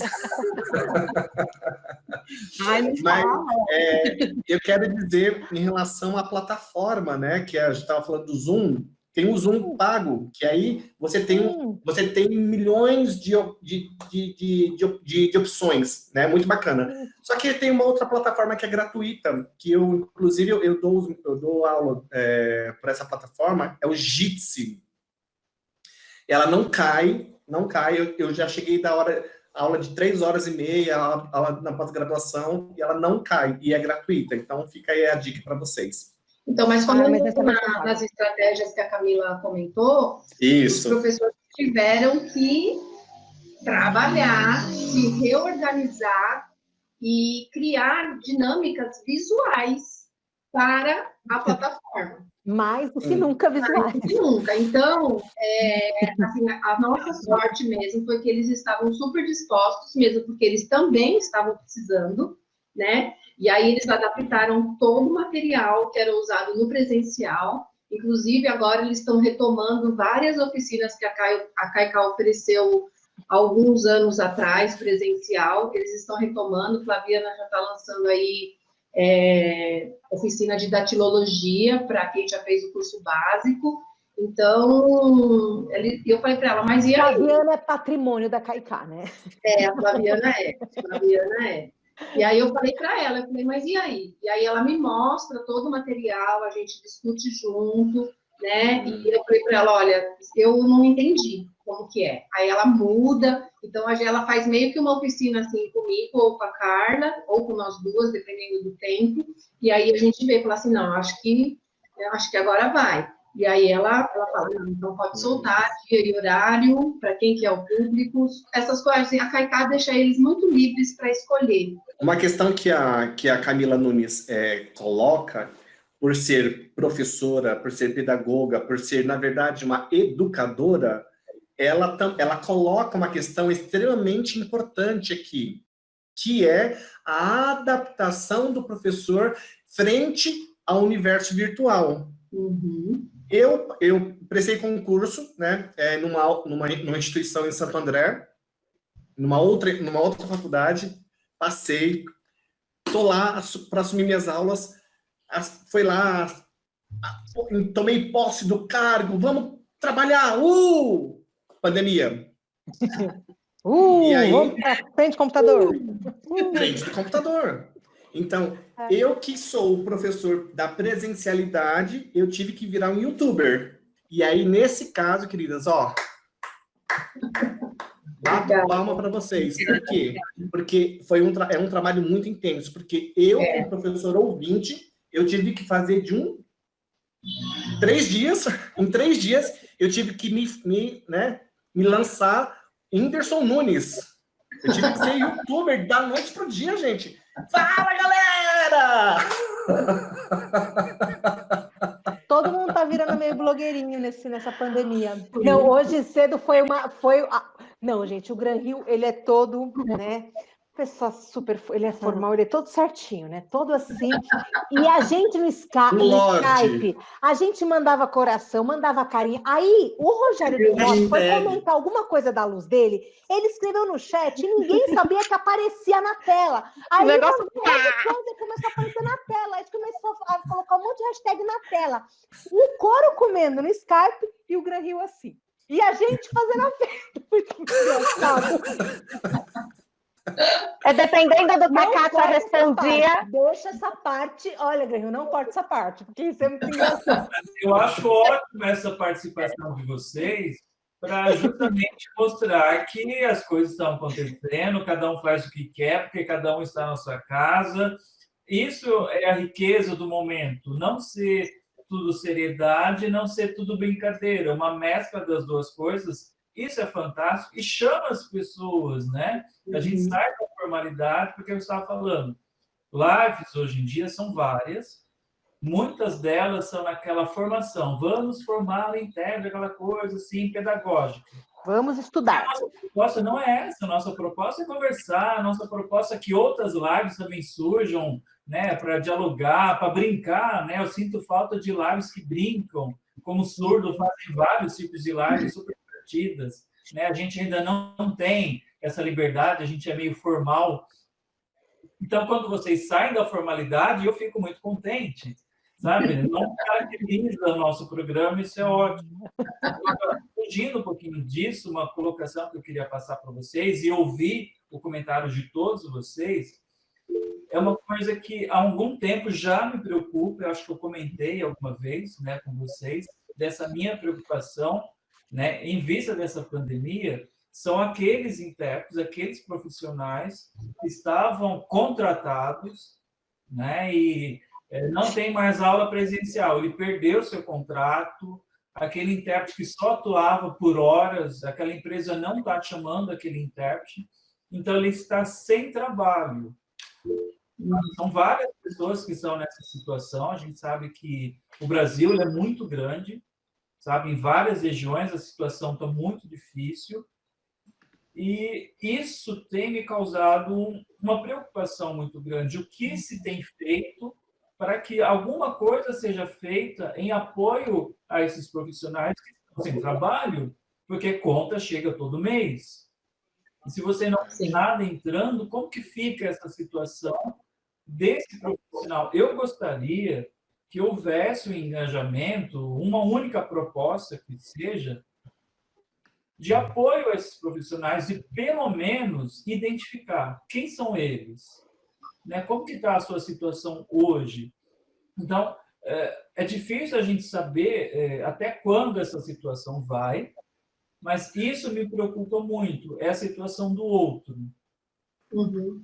Eu não sei se vocês também têm algum relato, se vocês estão vendo que outras pessoas estão passando por dificuldade, por não ter trabalho. Então, eu queria mais ou menos conversar um pouquinho sobre isso, sabe? Então, deixa eu complementar o que o Gran Rio falou. Na verdade, assim, Gran, eu sinto ainda, né, na categoria, se é que a gente pode chamar de categoria, uma resistência muito grande em se mostrar enquanto pessoa, né? As pessoas, a profissão do intérprete, ele é, na minha opinião, uma profissão extremamente egóica, né? Porque é um tradutor-intérprete que está 100% em visibilidade, né? Em qualquer trabalho que você vai fazer, seja remoto, seja presencial, tem gente que acha assim, uhul, chegou a legenda, né? Então, acha que a pessoa, no seu trato egóico, ela deixa de ser a ferramenta de acessibilidade no que ela é, na função que ela deveria exercer, para ser a estrelinha da festa, né? Que é aquilo que a gente vê, às vezes, nas lives, a pessoa querendo aparecer mais que o próprio artista, né? Interferindo realmente na questão da apresentação, etc. E isso não exclui outros ambientes. Tem intérpretes que querem aparecer mais que o palestrante, enfim.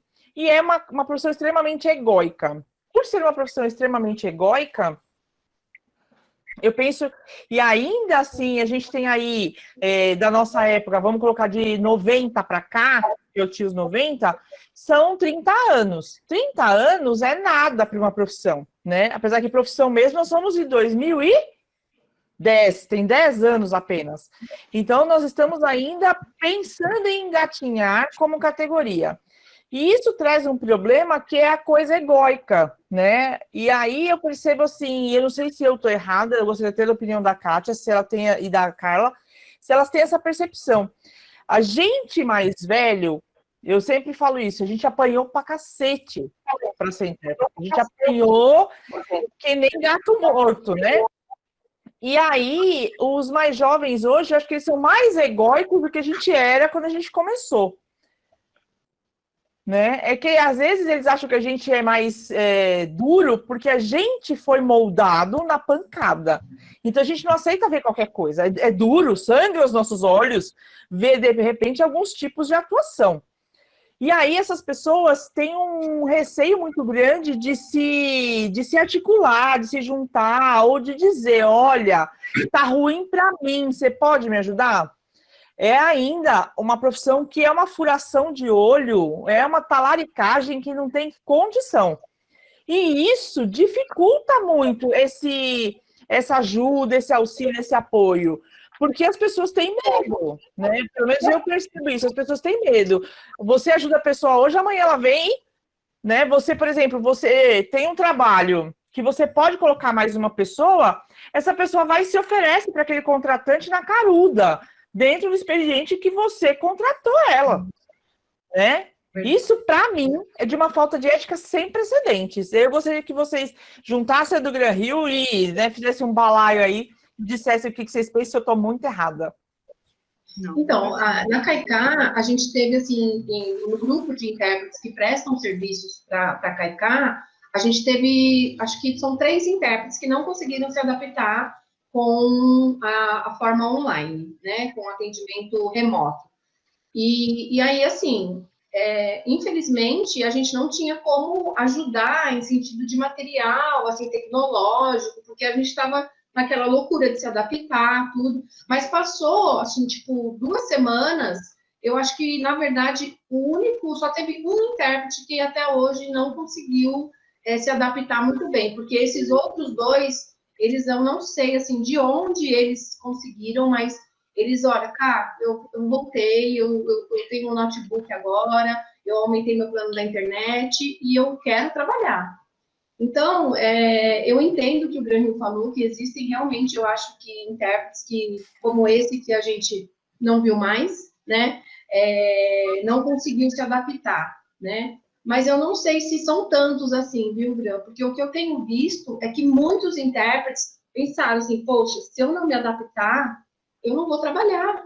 Então, mesmo que eu perca um pouco agora, eu vou ter que recuperar isso depois, né? Porque quem é que estava preparado para comprar uma câmera? Quem é que estava preparado para comprar um monte de iluminação, né? De fundo? Ninguém. Eu quero saber quem não comprou. Eu quero saber quem não comprou, porque eu desconheço. Exatamente. Pode ter demorado um pouquinho mais, mas eu acredito sim que se adaptou, né? E o que a Regina estava falando, eu até comentei hoje de manhã que lá na CAICA a gente tinha um curso de técnica de interpretação e teve intérprete que procurou a gente perguntando se depois do curso ele poderia aparecer na televisão. Então, é muito engraçado isso, né? Não só intérprete, como pessoas... Ligar uma pergunta, deixa eu perguntar. Eu vou fazer o curso de Libras e depois eu consigo aparecer na janelinha. Então, assim, é uma coisa que não é o objetivo da profissão, né? Então, realmente, assim, existe mesmo. E, assim, eu não sei se é só os novos, viu? Aí eu acho que ainda tem alguns tios 90 que ainda, assim, tem esse negócio, né, de eu preciso estar naquela live, eu preciso aparecer, eu acho que ainda tem. Mas eu acho que isso também é inerente ao ser humano, sabe? É falta de noção. Quando eu comecei a interpretar, nem celular eu tinha. Nem celular eu tinha. O primeiro celular que eu fui ter era o da cobrinha, lembra? Ele não tinha porque ele existia. Ele não tinha porque ele existia. Não vem com essa não, era orelhão com ficha.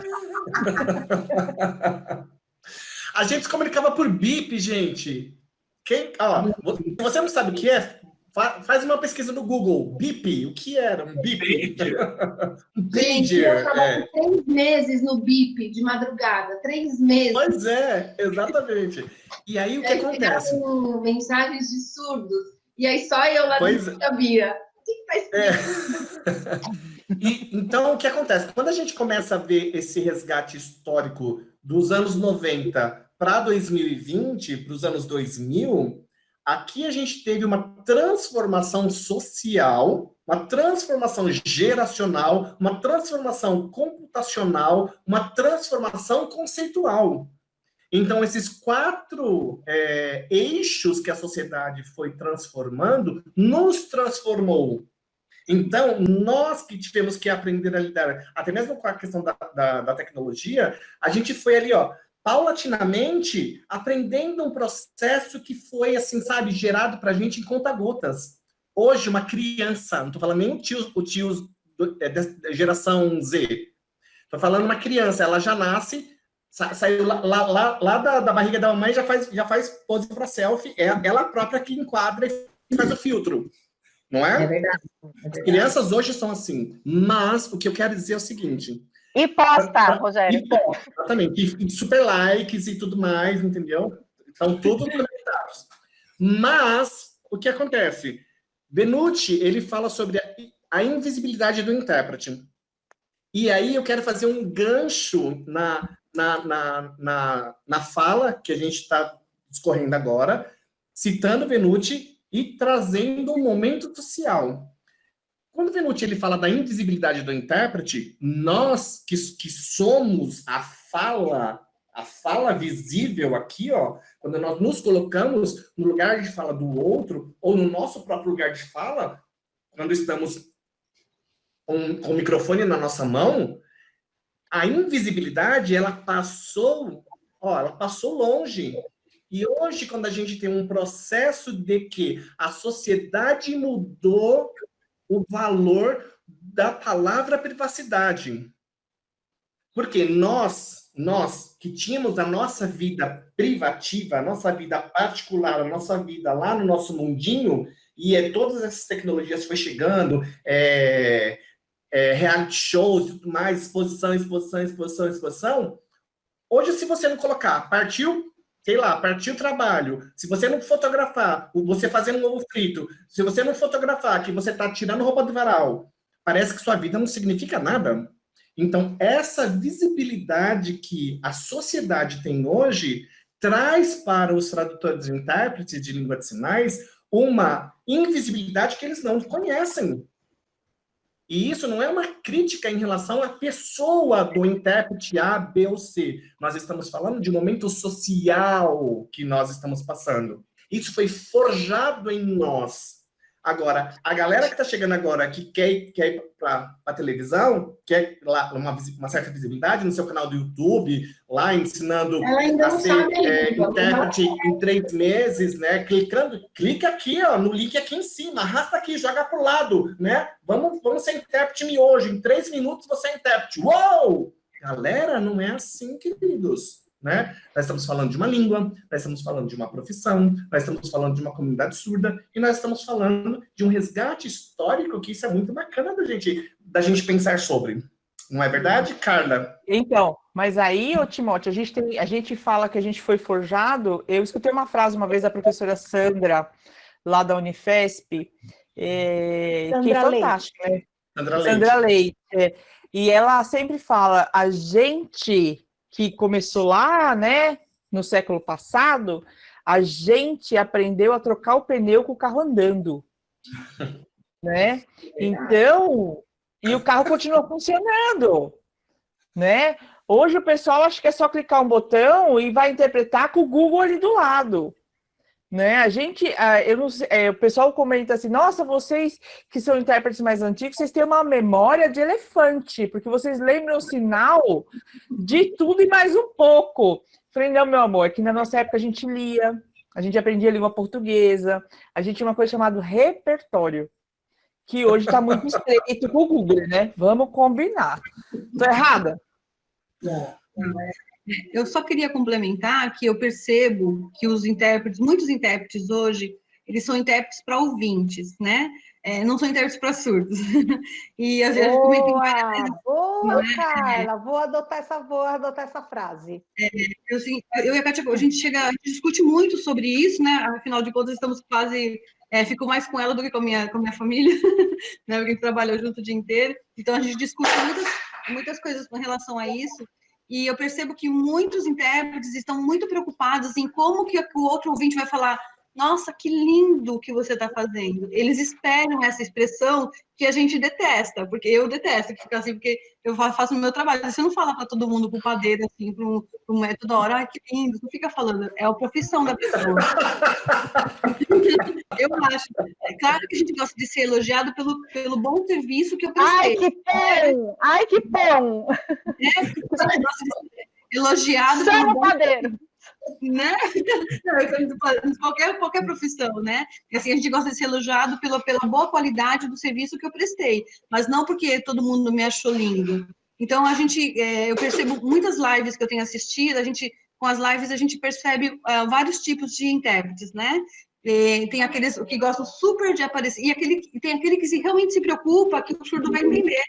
Aquela fala, aquela música, né? Vamos falar das músicas que estão aí em alta, das lives de música, né? Mas, ao mesmo tempo, eu vi lives, assim, do intérprete absurdamente. Eu falei, Kátia, pelo amor de Deus, põe aí no canal tal. E ela, ai, meu Deus, né? Então, eu fui e ficava, ai, ai, ai, ai, ai, ai, ai, ai, ai. Aí eu falei, eu lembro que quando o Rogério e eu trabalhamos juntos há algum tempo no Radial, né? Nós trabalhamos pouco tempo. Uns 15 anos atrás. E eu lembro que quando era época de férias, acho que o Grêmio também participou, não lembro se o Grêmio estava nessa época, acho que sim, também o Grêmio trabalhou junto comigo. E quando era época de férias, a gente se reunia, os intérpretes se reuniam e chamávamos pessoas para irem fazer palestras para a gente. O Rogério deu algumas palestras também sobre fisioterapia, e chamávamos pessoas e discutiam, ou então colocávamos um vídeo e o grupo inteiro de intérpretes discutiam sobre ética, nossa, era assim, era uma coisa incrível, era uma coisa de realmente querer crescer na profissão e de nos tornarmos melhores intérpretes e melhores profissionais. Isso, existia essa igualdade, era muito bacana isso entre nós. Eu não vejo muito isso mesmo, eu vejo muito querendo biscoito, e não em busca da qualidade. Muito biscoito, deixa eu ver por aí. E a busca da qualidade se perde, infelizmente, nisso, né? E era tão legal essa época, porque eram pessoas incríveis que iam lá, que a gente convidava, e a gente crescia mesmo, né? E hoje eu não vejo mais isso, infelizmente.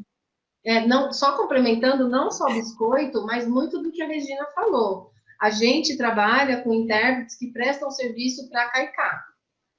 Então, quando ele vai na empresa, ele está representando a CAICA, né? E aí, se lá alguém pede o contato, eu preciso de um intérprete, sei lá, tá uma palestra onde tem várias empresas.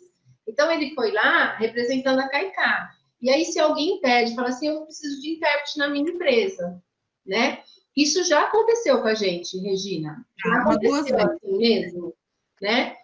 Mas isso a gente não tem como antes, assim, antes do intérprete entrar na CAICA, a gente faz todo um bate-papo, a gente faz até um mini testinho, porque já chegou intérprete falando, eu trabalho no interior, mudei para São Paulo, e o surdo lá era assim, e ele não conseguia entender o que eu falava, porque ele não tinha muita instrução. Então tá, a gente pode conhecer um pouquinho, a gente não vai analisar, assim,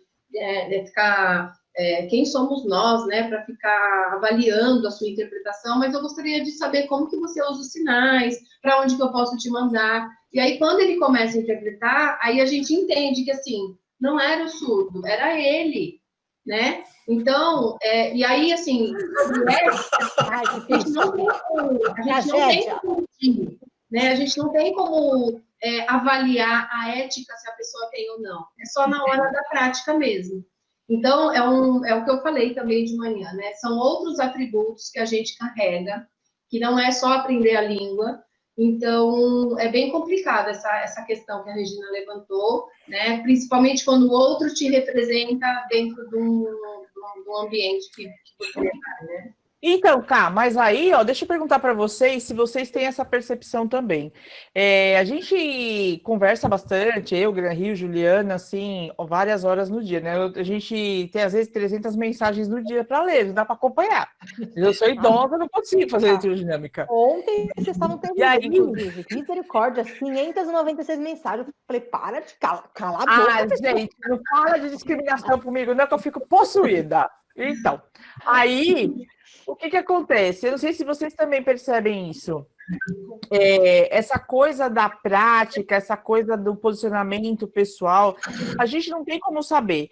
Mas eu não sei se vocês têm essa percepção, né? O intérprete miojo, como diz o Timóteo, já tá dando meu horário, gente, né? Porque já tá dando tilt aqui na bagaça.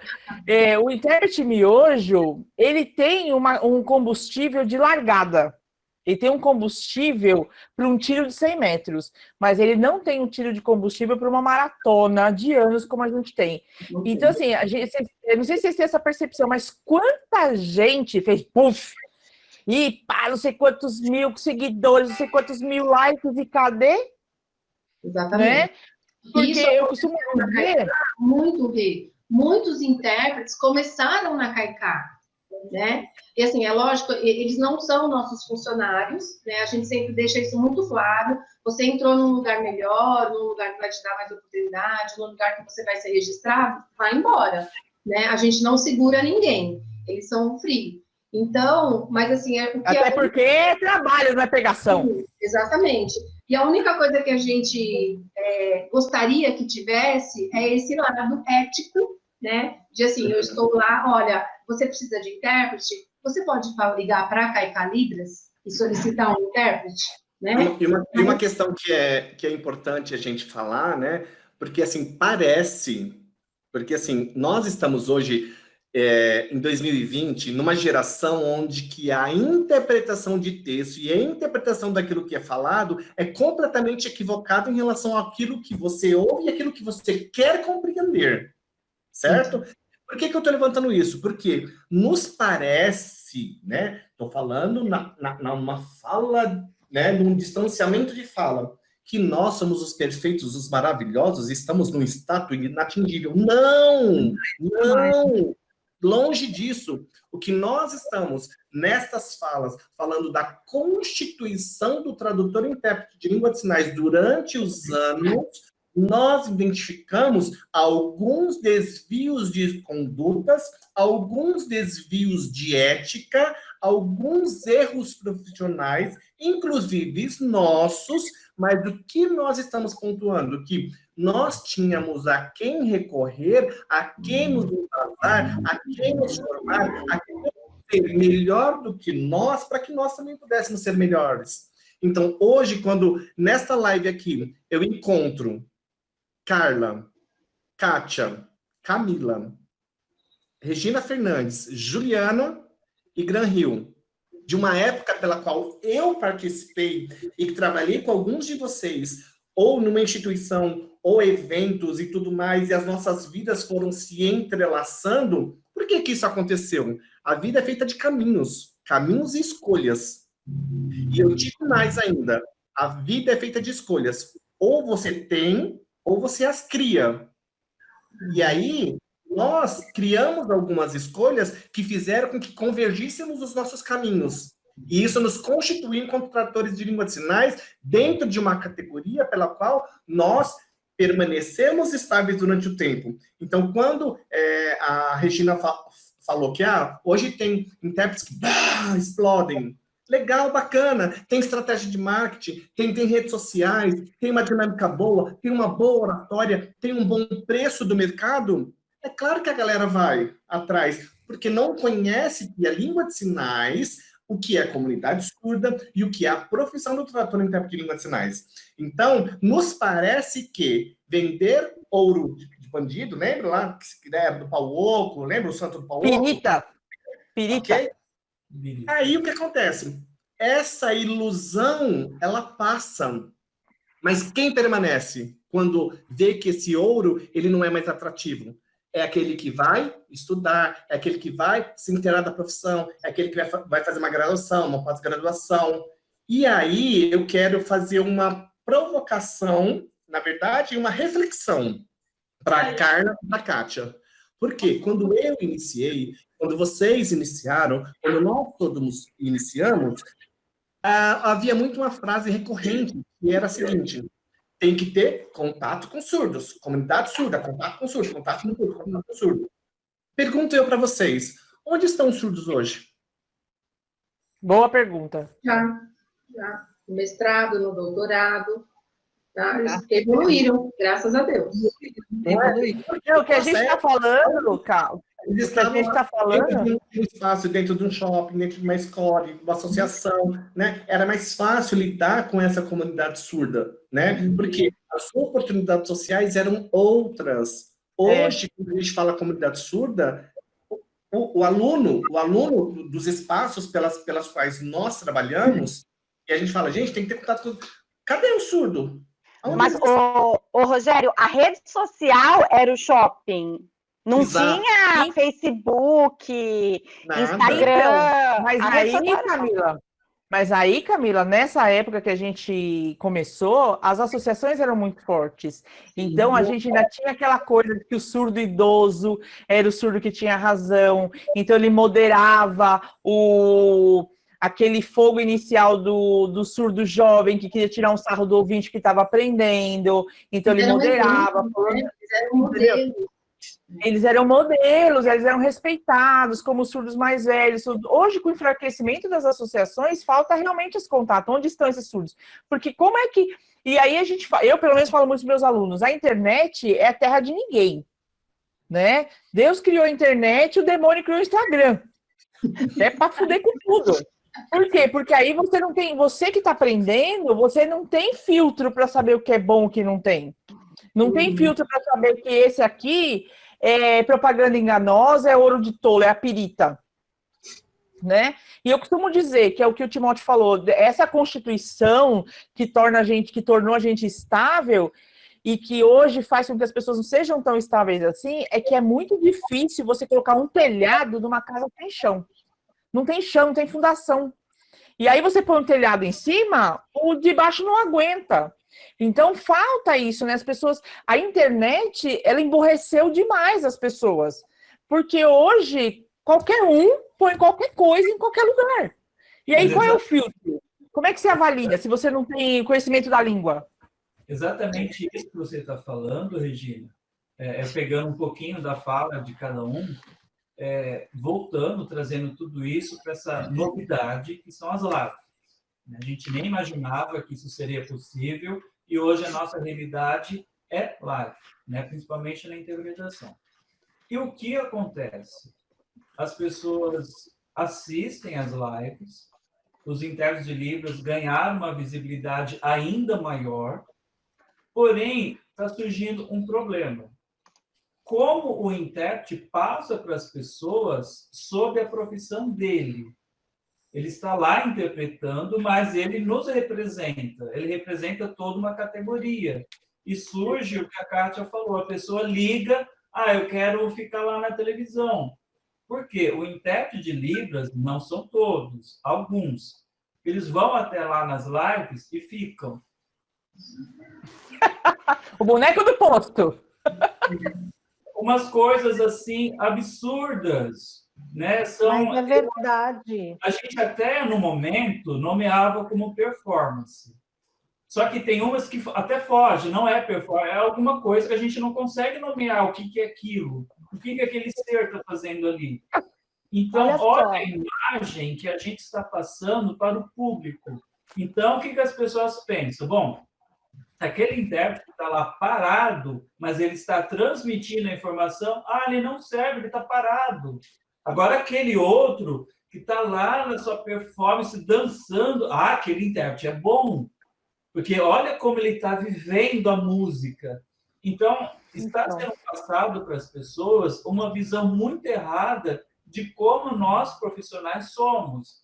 Eu sempre falo que a gente tem que se basear pelos outros profissionais, o intérprete de português, de inglês, de francês, e as pessoas estão direcionando para outro caminho. É claro que a live, ela pede um pouco disso, sim, né, porque é um outro ambiente, só que está tudo tão assim perdido e as pessoas estão comprando essa ideia, tipo, eu sei dançar, eu sempre quis ser um artista e não consigo, eu vou fazer aquilo ali. Porque alguém, em algum momento, numa entrevista, falou, não, na interpretação, o artista sou eu. Ai, meu pai! Eu tenho uma percepção assim, o intérprete tem que ter na cabeça dele que ele é uma ferramenta de comunicação, é uma ferramenta de acessibilidade. ponto, fechou, acabou. É esse o seu quadrado. Outra coisa, esse tipo de gente que se predispõe a isso, eu tenho duas coisas para dizer. Eu não sei se eu tenho dó ou se eu tenho inveja. Eu não sei se eu tenho dó, porque eu não tenho um amigo para dizer, desça daí, para não passar vergonha, criatura, ou se eu tenho inveja da coragem, porque é muita coragem para se expor desse jeito, de botar o fiofó na janela dessa forma. É muita coragem. Mas quando a gente fala em formação, não informação. Quando a gente fala em formação, a gente tem que pensar no que hoje, graças a Deus, né, no que hoje a gente tem em legislação. O que é a formação de um tradutor-intérprete hoje, enquanto legislação? Então, essa pessoa, se a pessoa fala assim, fiz uma formação ali de 2 finais de semana, então, amigo, isso não é uma formação, isso foi, mas, né? Camila, é outra coisa. O artigo 18 do Decreto Federal 5626 é claro, como um copo d'água mineral. Então, só que aí, você vê na internet o cara anunciando uma formação de 5 encontros, 1 por semana, e o certificado de 600 horas. Aonde essa conta fecha?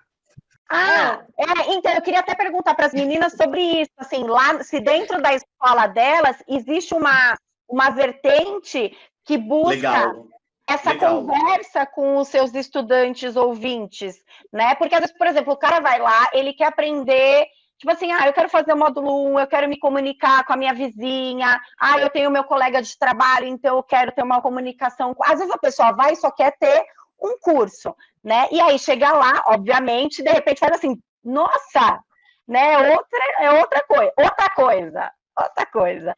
E aí, dentro disso, assim, eu queria saber se vocês têm isso dentro da escola, essas conversas, esses momentos, se é informal ou se tem, assim, um momento que é pensado para isso. Sim, nós temos, Camila. Dentro do curso de Libras, nós temos, inclusive também dentro do curso de instrutores, porque a gente deixa muito claro, a Caica Libras, ela oferece cursos livres, né? Então, quando a gente vai fazer, quando a pessoa vem para fazer um curso de Libras, a gente oferece 60 modalidade livre, né? Modalidade livre. Isso, exatamente. Então, ela fez 60 horas do curso básico, e aí a gente fala para ela, você não é intérprete de Libras. Você não é, a gente fala muito... Nem até o avançado, a gente fala que ela não é intérprete de Libras. Não é intérprete de Libras, né? E aí, mas o que eu devo fazer? Aí a gente instrui, né? Então, você vai por esse caminho, você vai buscar essa formação, e a mesma coisa acontece com o curso de instrutor. Vocês não são professores. Não são professores. Vocês terminaram, conheceram o assunto, né? Viram que tem muita, porque entra surdo lá, e assim, nunca ouviu falar da história da educação, que são algumas disciplinas que a gente tem. Não sabe mexer no PowerPoint, que é uma das disciplinas que a gente tem, como que vai preparar a aula hoje em dia, né? Não sabe o que é literatura surda, que é uma das disciplinas que a gente tem. Então, assim, tudo isso ele conhece um pouco. Aí a gente fala para ele, você vai ter que ir lá no Letras Libras, ou procurar uma pedagogia bilíngue, e aí, quando você terminar a sua faculdade, você vai ser o professor. Você agora é instrutor. Mas é menos? É menos. É menos. É menos. Né? Então, isso tudo é deixado muito claro, né? Deixado muito claro para eles. E, assim, mesmo sendo um curso livre, eles reprovam. Existe a reprovação no curso da Caica. E tem ouvintes, principalmente, que falam assim, poxa, mas eu paguei o curso todo. Sim, mas você não atingiu o que o curso não te exigiu. O pessoal esquece que eles estão pagando o curso, eles não estão comprando o certificado. Exatamente. Não é progressão continuada, assim, não aprendeu. A gente já teve, assim, vários problemas, né? Mais confusos, mas a gente teve já alguns problemas por causa disso. E aí é o que a gente fala, né? Exatamente isso. Você está fazendo um curso livre que tem algumas exigências. Então, para você ter um certificado de curso livre, curso básico de Libras... Só complementando o que a Camila perguntou, nós temos também, sim, um momento, Camila, nós temos uma aula aqui preparada, que eu e a Kátia que damos, logo nas primeiras aulas, nas aulas iniciais, e a gente explica um pouco para eles sobre como é a comunidade surda e tal, e explica também sobre a profissão de intérprete. Então, que passos que ele tem que seguir se ele quer ter essa profissão. E deixa bem claro que é uma profissão como qualquer outra, né? Porque realmente dói muito quando fala, eu vou fazer o básico e vou me tornar intérprete. Então, a gente fala, e a gente frisa isso tanto no básico, quanto no intermediário e no avançado, porque eles sigam o caminho correto, né? Ninguém sai de lá, não existe esse curso de formação de intérprete dentro da CAICA, não existe. Não sei se o Gran Rio assistiu, não sei quem de vocês assistiu, mas hoje o pessoal lá do Rio Branco, a TVC, fez uma live. Gente, que live! Aí estava na mediação Alex Melendes, estava presente Ricardo Nakazato, o casal Bulhões, a Elaine e o Paulo, o Antônio, a Silvia Sabanovite, e aí eles fizeram, foi uma live. Eu participei, comentei bastante no chat também. E assim, tinha uma galera, gente, a professora Cat, a Sabine, tava a Inês da Derdic, um pessoal assim das antigas, surdos, intérpretes, pessoas assim, né, da área. Aí vocês falaram aqui do BIP, eles falaram do BIP. A gente estava conversando na live, a Kátia falou muito na questão da militância. Gente, parece assim que foi combinado, porque vários dos assuntos que eles abordaram, né, lá na live, a gente conversou de manhã e eu assisti essa live, eu falei, nossa, que gostoso que a gente vai ter a continuação. Porque falar de associação, como que era no passado, a questão da militância, como que o surdo se organiza. Gente, foi uma live assim que eu fiz um passeio histórico. A Priscila Gaspar também até participou da live e tal. E várias coisas que eles falaram, que foi perguntado, que eles conversaram, veio muito de encontro a esse histórico que a Kátia falou para a gente de manhã.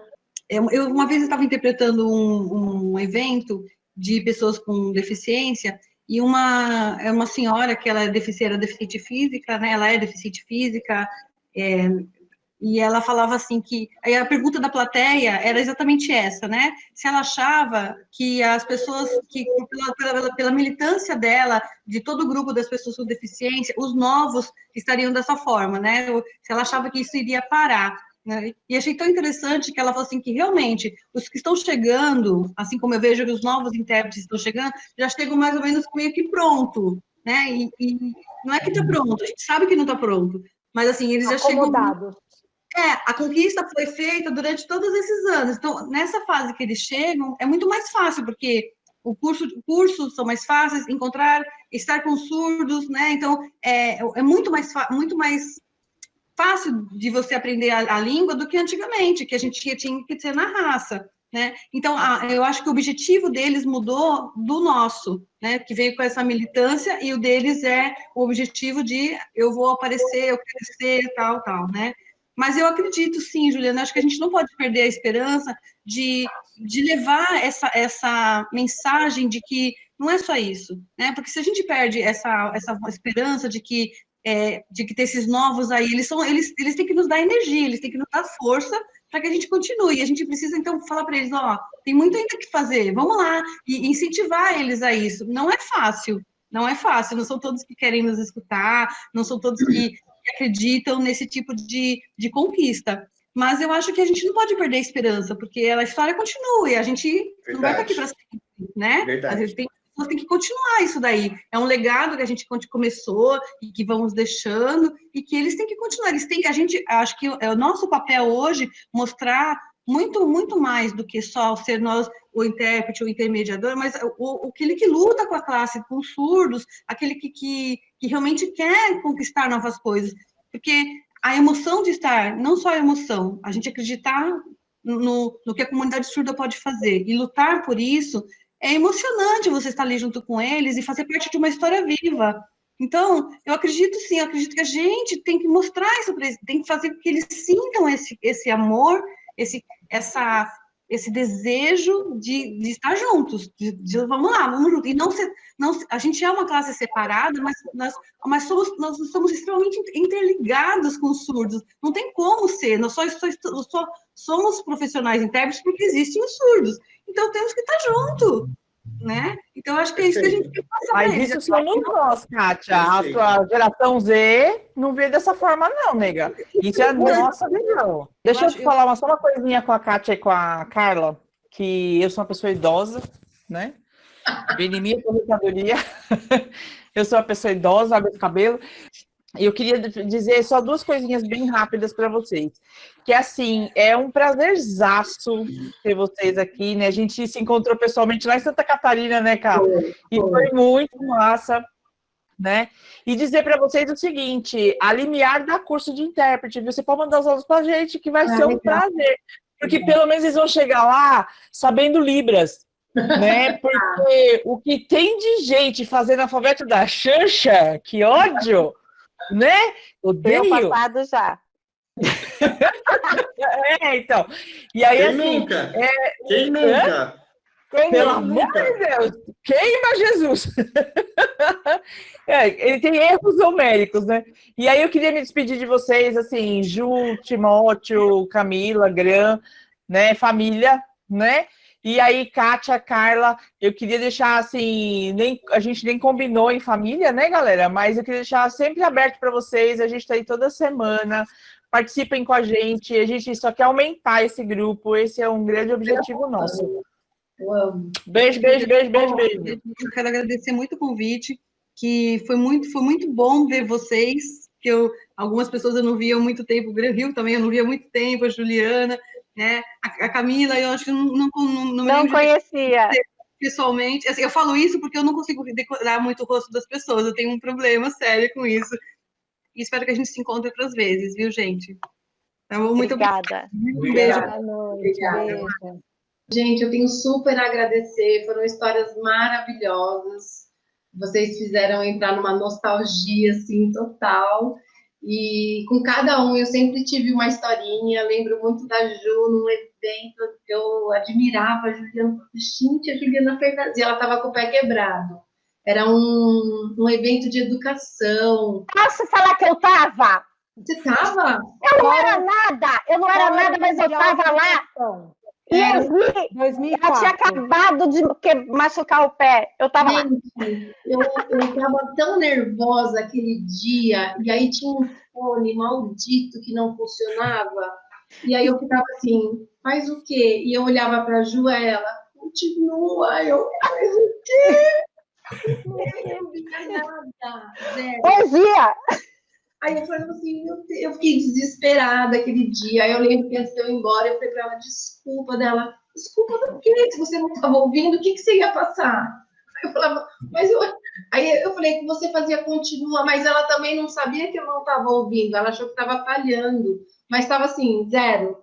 Aí eu falava assim, eu lembro muito, e fora outros milhões de encontros que a gente teve, e agradeço demais. Gran Rio nem se fala. Assim, muitas histórias com o Gran Rio. A gente conviveu, né, Gran, muito tempo, então foi um orgulho, assim, para mim. E da Camila, quando eu estava no Singularidades, eu lembro até hoje que ela me chamou e ela falou, sabia que eu lembro de você? Aí ela me contou a história. E quando eu cheguei em casa, eu falei, Carla, hoje eu sempre compartilhei com a Carla muito das minhas aulas, eu tinha uma aula muito top, e a professora foi super estranha. Ela falou que ela me admira e que ela lembra de mim. Eu falei, nossa, que estranho, eu achei tão estranho. Eu falei para ela, mas ela é tão legal, a aula dela é maravilhosa. Aí a Carla falou, quem que é? Eu falei, a Camila Nunes. Ela não lembra, porque ela não grava o nome de ninguém, né? E eu lembro muito disso. Então já temos uma história, Camila, juntos. E eu só tenho a agradecer, gente. Eu amei, foi muito bom. Parabéns pelo trabalho de vocês. Continuem. E quando eu estiver disponível, eu vou falar assim, Gran Rio. Eu amei participar. Muito obrigada. Uhul. A gente que agradece, então, mais uma vez. Estamos terminando essa segunda parte da live. É exatamente 10 para meia-noite. E somos guerreiros. Então, até semana que vem, pessoal. Até. Beijos. Tchau, tchau. Obrigada.